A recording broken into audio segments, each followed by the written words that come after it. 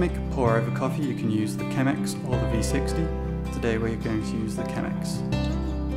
Step 1. Place a filter in the top with the overlapped side covering the spout. Rinse everything with hot water to warm it up and to allow the fibres in the filter to swell. Make sure you pour this water back out. Step 2. If you are using the 6-cup Chemex, you will need 60 grams of coffee. This should be ground a bit coarser than you would for regular coffee. Add your freshly ground coffee to a ratio of 60 grams per litre of coffee you are brewing. Step 3. Slowly pour just enough water to cover the coffee grinds and let it bloom for 30 seconds.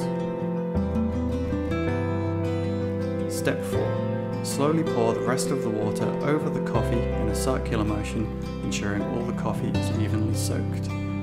Do this in 3 separate pours so that you don't overflow the Chemex.